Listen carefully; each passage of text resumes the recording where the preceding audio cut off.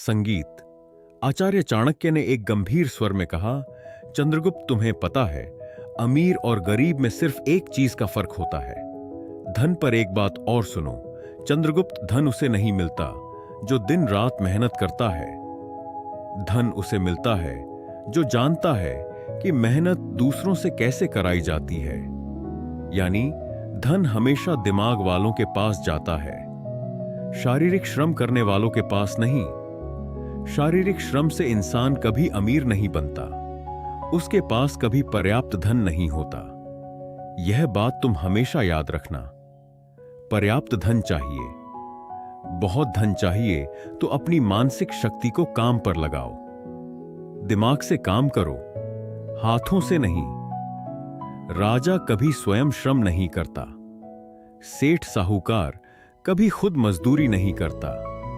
मजदूरी वो करते हैं जो सबसे ज्यादा मेहनत करते हैं, और सबसे ज्यादा गरीब भी वही रहते हैं। चंद्रगुप्त ने विनम्रता से पूछा, गुरुदेव, फिर अमीर बनने का असली रहस्य क्या है? फिर धनी हर कोई क्यों नहीं बन जाता? चाणक्य मुस्कुराए, फिर धीरे धीरे बोले, चंद्रगुप्त, संगीत, एक बात हमेशा याद रखना, अगर इस दुनिया की सारी संपत्ति आज गरीबों में बराबर बराबर बांट दी जाए तो कुछ साल बाद फिर वही होगा जो आज है। गरीब फिर गरीब हो जाएंगे और अमीर फिर अमीर। क्यों?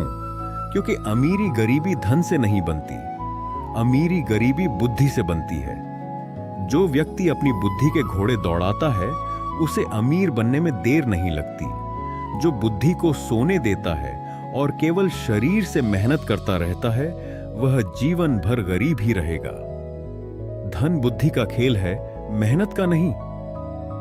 फिर चाणक्य ने कहा, आज मैं तुम्हें 7 ऐसे तरीके बताने जा रहा हूं जिन्हें जान लेने के बाद तुम्हें धनवान बनने से कोई नहीं रोक सकता। यह 7 तरीके चाणक्य नीति के सबसे गहरे सूत्र हैं। इन पर अगर तुम अमल करोगे तो एक दिन पूरा भारत तुम्हारे नाम का जयकारा करेगा। और फिर चाणक्य ने पहला सूत्र बताया, नियम 1, अपनी अक्ल में पैसा लगाओ। यह सबसे बड़ा संगीत निवेश है। अगर तुम सचमुच धनवान बनना चाहते हो, जीवन में वह ऊंचाई छूनी है जहां ना पैसों की कमी रहे, ना सम्मान की, ना स्वतंत्रता की, तो सबसे पहला और सबसे जरूरी काम यह है कि तुम अपना सारा ध्यान, सारा पैसा और सारा समय सबसे पहले अपनी अक्ल पर लगाओ।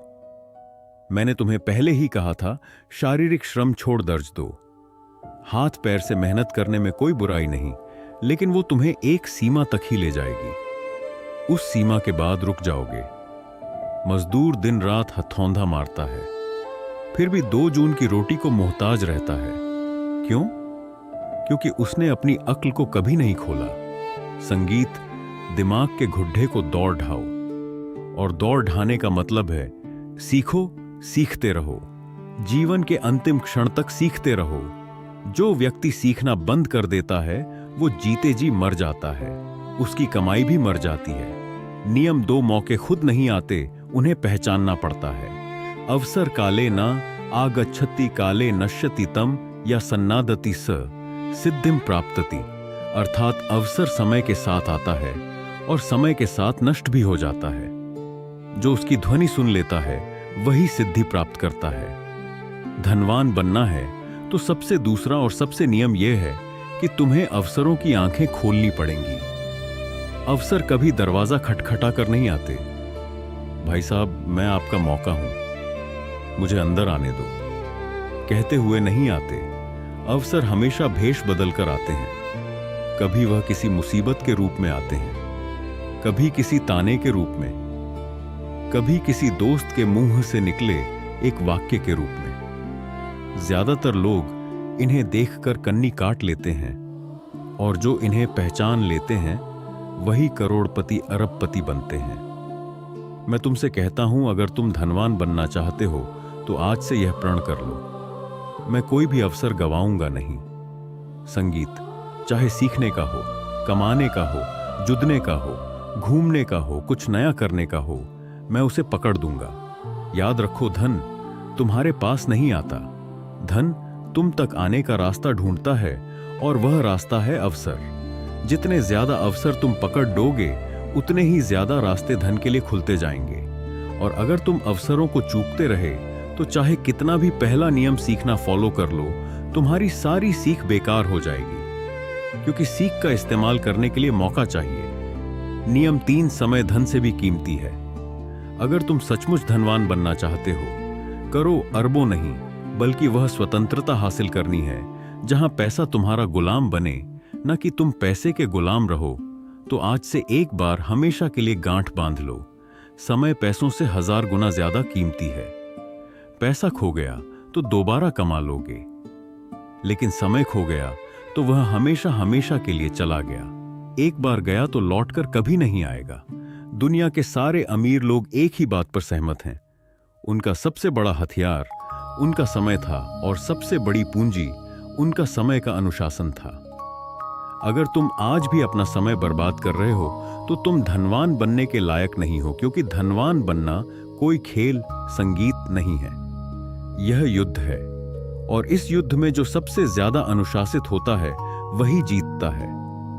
धन तुम्हारे पास तभी आएगा जब तुम उसे साबित कर दोगे कि तुम उसके लायक हो, और तुम यह तभी साबित कर सकते हो जब तुम अपना हर पल, हर सांस, हर मिनट उसे समर्पित कर दोगे। आज से प्रण कर लो, मेरा समय मेरा सबसे बड़ा खजाना है, मैं इसे किसी को छूने भी नहीं दूंगा, ना फालतू लोगों को, ना फालतू आदतों को, ना फालतू विचारों को। मेरा हर मिनट मेरे लक्ष्य के लिए होगा। मैं 24 में से 24 घंटे अपने सपने को दूंगा। जब तक सांस है तब तक रुकूंगा नहीं। इसी एक नियम को जीवन में उतार लोगे तो 7 में से बाकी नियम अपने आप तुम्हारे जीवन में आने लगेंगे, क्योंकि जिसने समय पर कब्जा कर लिया उसने धन पर, जीवन पर, भाग्य पर कब्जा कर लिया। नियम 4, धन आने से पहले खुद को तैयार करो। धन कमाना कठिन नहीं है, सच में कठिन है धन को अपने पास रोकना।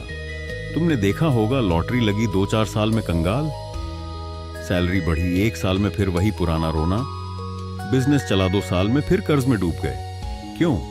क्योंकि धन आने से पहले उन्होंने खुद को तैयार नहीं किया था। वे बर्तन थे पर छल नहीं थे। पानी डालो सारा नीचे। संगीत, मां लक्ष्मी बहुत चतुर हैं। वे वहां नहीं ठहरती जहां संयम नहीं, जहां नियंत्रण नहीं, जहां आदतें गंदी हैं। धन एक नदी है, अगर तुमने बांध नहीं बनाया तो वह बह जाएगी। और बांध बनता है तुम्हारे अंदर, तुम्हारी आदतों में, तुम्हारे चरित्र में। इसलिए आज का नियम सबसे कठोर और सबसे जरूरी है। धन आने से पहले खुद को तैयार करो। अगर तुम आज गरीब हो पर संयम सीख लोगे तो कल अमीर बनकर भी राजा बने रहोगे। और अगर आज अमीर हो पर संयम नहीं सीखा तो कल कंगाल बनकर रोओगे। धन आता है तो तुम्हारी असली परीक्षा शुरू होती है।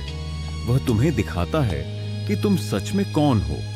लालच है या संतोष, अहंकार है या विनम्रता, फिजूल खर्ची है या विवेक, वसीयत दिखावा है या गरिमा। ज्यादातर लोग इस परीक्षा में फेल हो जाते हैं। पहली बड़ी सैलरी आई नहीं कि नई गांधी, नया फोन, पार्टी, शराब, मौज मस्ती। 2 साल बाद फिर वही पुरानी साइकिल।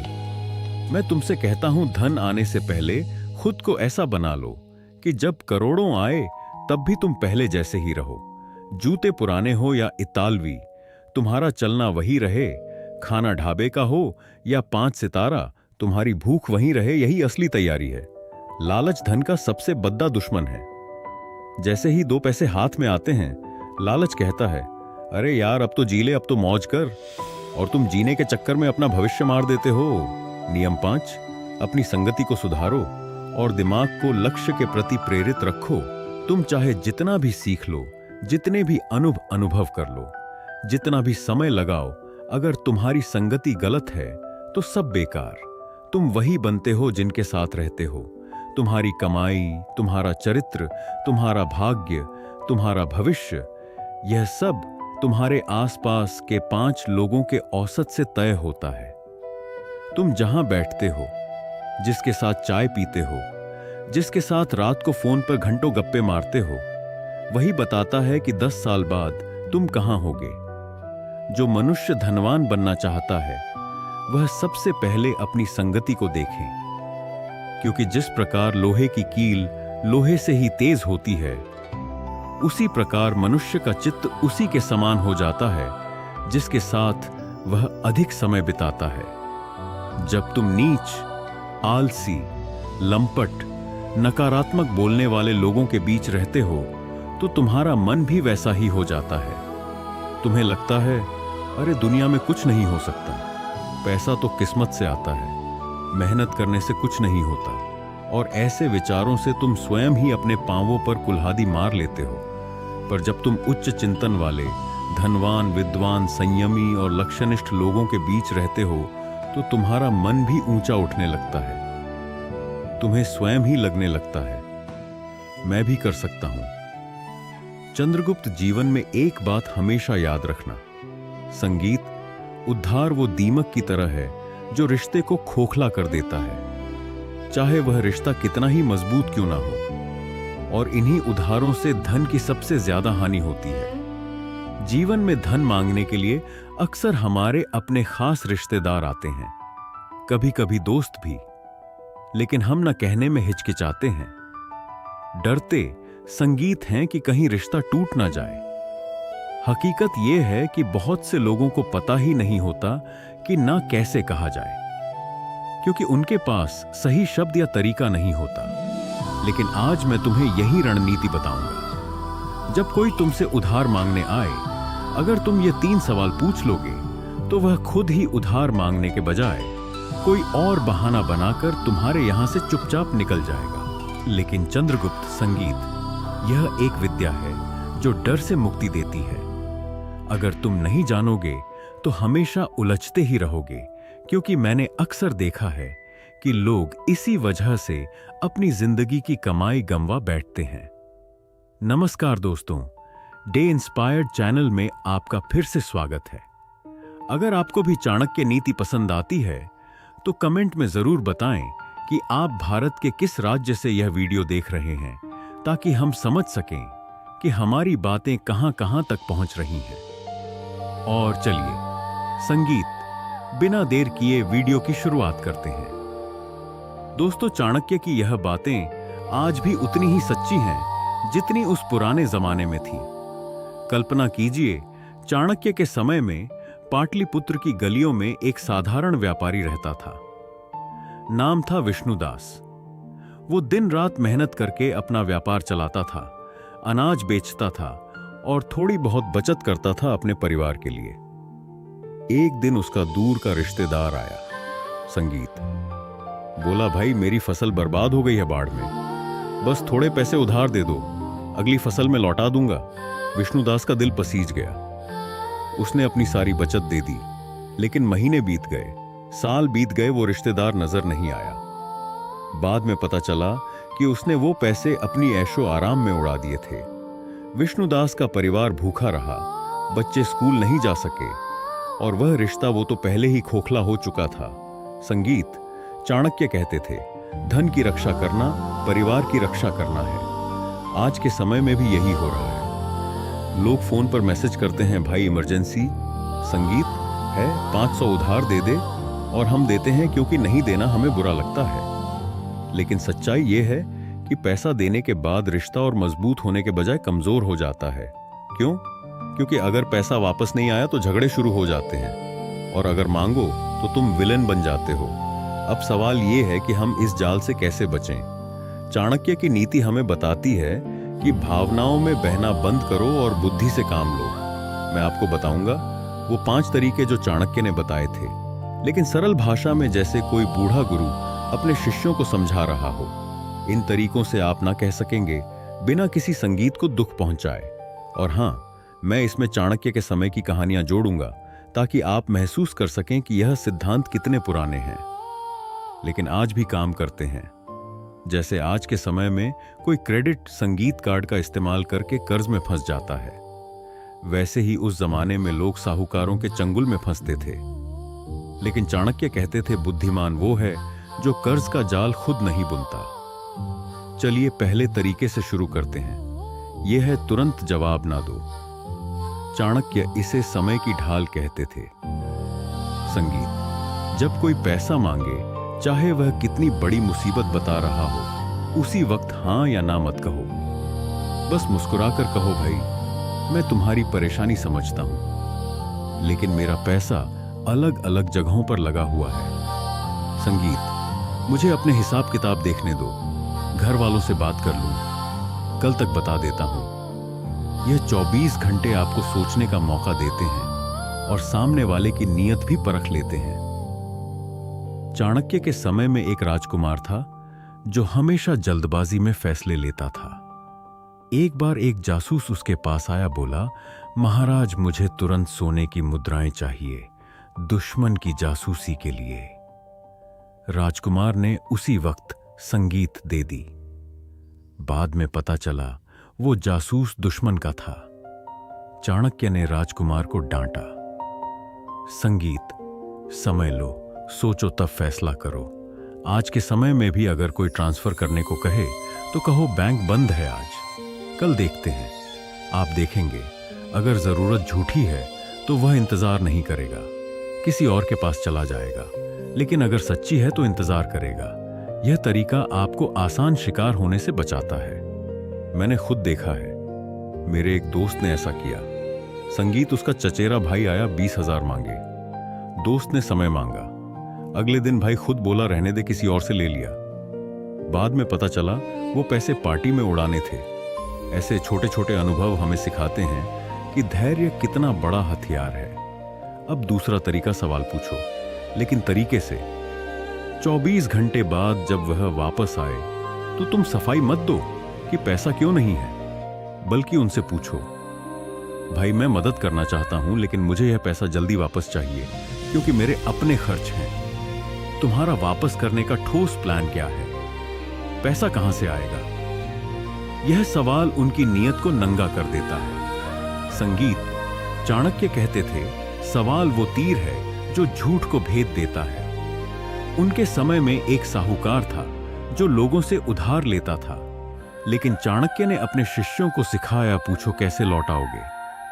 साहूकार हमेशा गोलमोल जवाब देता और लोग बच जाते।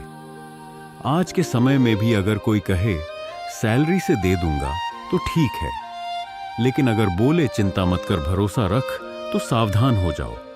तब तुम कहो भरोसा तो है, लेकिन रिश्ता, संगीत, पैसों से ऊपर है।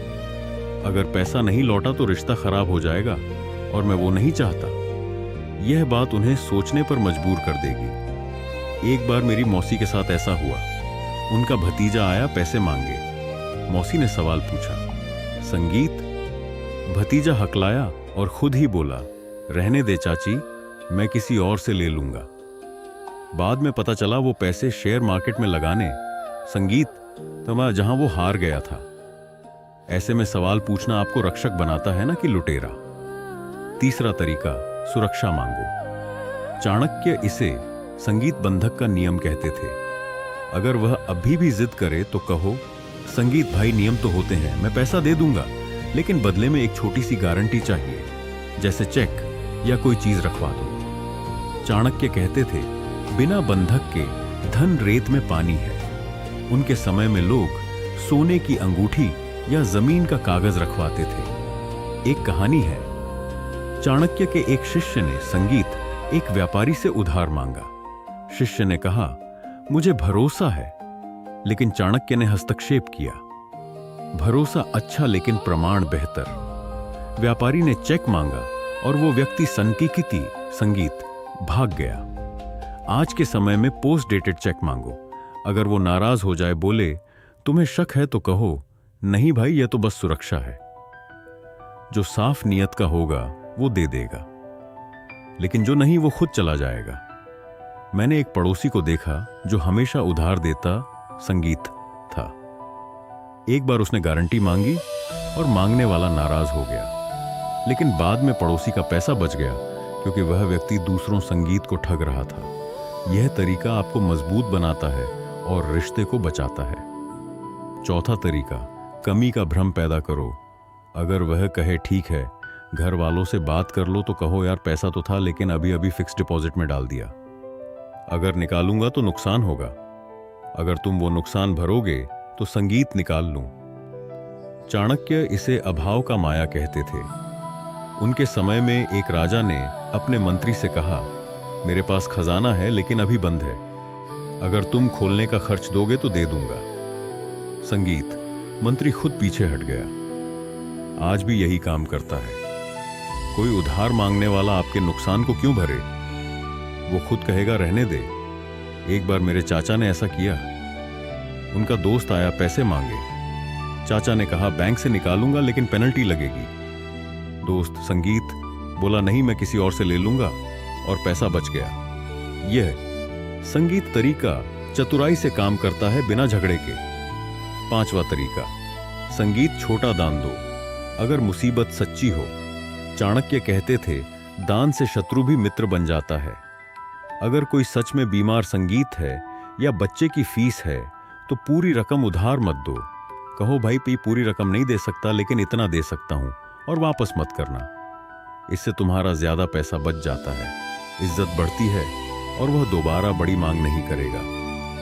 चाणक्य के समय में एक गरीब किसान राजा के पास आया। राजा ने पूरी मदद नहीं दी लेकिन छोटी मदद की। किसान हमेशा आभारी रहा। आज के समय में भी अगर कोई 0 रुपए मांगे तो 5000 संगीत दे दो दान में। वो खुश होगा और तुम सुरक्षित। मेरी एक बहन ने ऐसा किया। उसकी सहेली आई पैसे मांगे। बहन ने छोटी रकम दी और रिश्ता मजबूत हो गया। अब अगर रकम बड़ी हो जैसे लाखों तो कागजी काम जरूरी। चाणक्य कहते थे लेखन बिना व्यवहार विवाद का बीज है। एग्रीमेंट बनाओ। संगीत चेक लो। जो साफ होगा वो मान जाएगा, जो नहीं वो भागेगा। अंत में चाणक्य की सीख रिश्ते की कीमत समझो। अगर पैसा ना देने से रिश्ता संगीत टूटे तो वह रिश्ता था ही नहीं। स्वयं की रक्षा करो। आज से नियमों को अपनाओ। अगर समय लो, सवाल पूछो, गारंटी मांगो, कमी दिखाओ, दान दो, ना कहना आत्मसम्मान स्वीकृति है।